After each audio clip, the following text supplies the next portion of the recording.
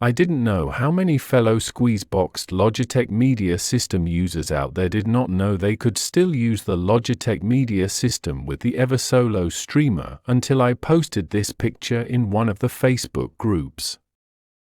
Using a Lenovo microcomputer as my server, music stored on a 2 GB passport drive, backed up onto a 8 TB drive. First, let's show how to connect your Eversolo directly to your Logitech Media server.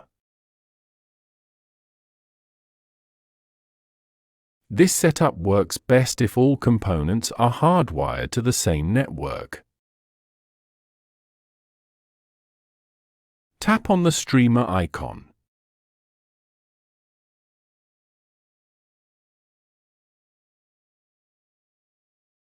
Scroll through the apps. If you selected Find Devices on Network in the Eversolo setup, you should find Squeeze Connect near the bottom of the apps list.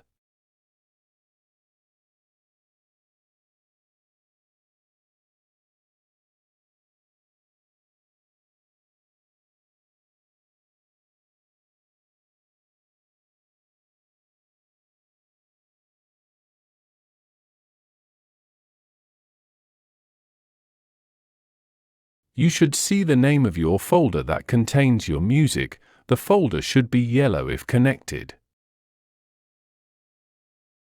You should be at the web interface of the Logitech Media server.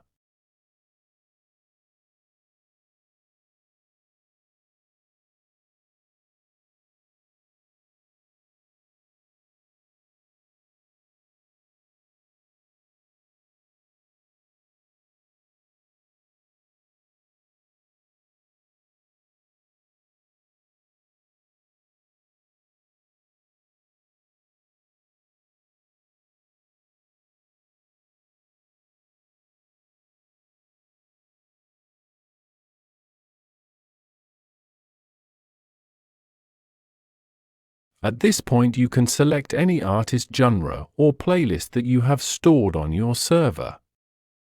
After selecting, you will be able to view the album art on the main screen by tapping the rotating disc in the top right corner. This completes the section on directly connecting your Eversolo with the Logitech Media server.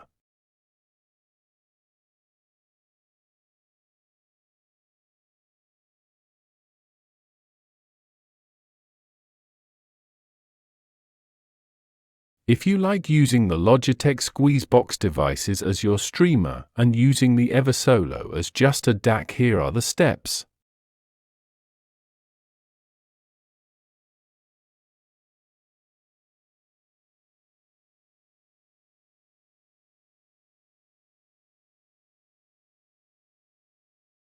Make sure you have selected the correct input in the Eversolo setup.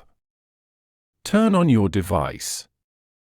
No album art will be transferred to the Eversolo. I use the built-in VU meters in this mode.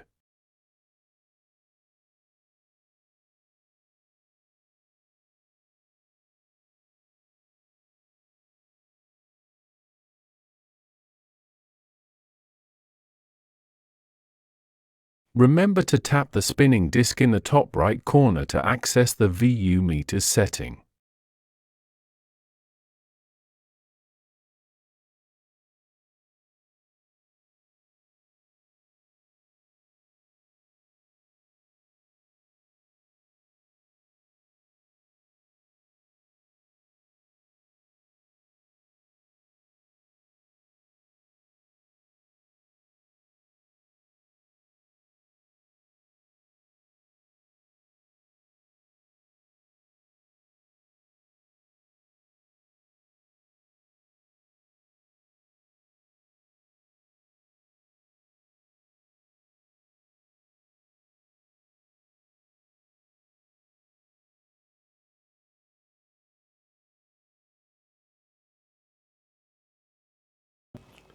As many of you may know, the Squeezebox system is one of the, I would say, was way ahead of its time. And the best thing about their products was that everything worked with everything else. And when I say that, no matter if you had a classic 3, a 2, or even the original 1, they could integrate with if you had a touch, a duet, or a transporter, which I've owned them all. So one thing about that all working together, it was the remotes. No matter if you had a remote or older remote from the classic 3 series, it worked on the duet, it worked on the touch, it worked on the transporter, and so on. So when the duet came out with their combination of the box, with this that didn't have a screen on it at all, you got this remote. I'm sure there's a name for this remote, but this remote works with Classic 3, the Duet, the Touch, the Transporter, and so on. And that's why I tell people that when I bought the Eversolo, I was kind of disappointed. One, it didn't come with a remote, and then when I purchased a remote for it, uh, very not very intuitive, and it didn't control enough of the system, the operating system, to make me be able to manipulate what I want to hear at any given time.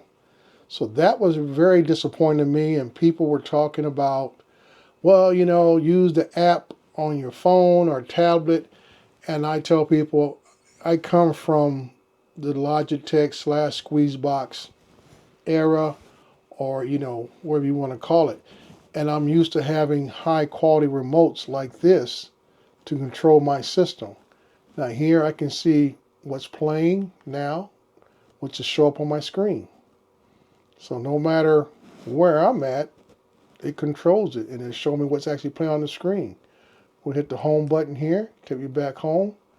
If I want to go to my music, it'll ask me for all artists, composers, albums, compilations, genre, years, any new music that I've added recently, a random mix across several genres if I wanted to. Go to the actual music folder if I don't pick out something directly, or I can go to playlist and it'll show all my playlists. Okay, you see I get a playlist from my daughter, back up to 70s, 80s, another 80s, barbecue, blues, chillin' and grill while I'm out in the backyard, classical, another chill and grill, gospel music, rap, slow jams. So I can go through them all right there at my fingertips.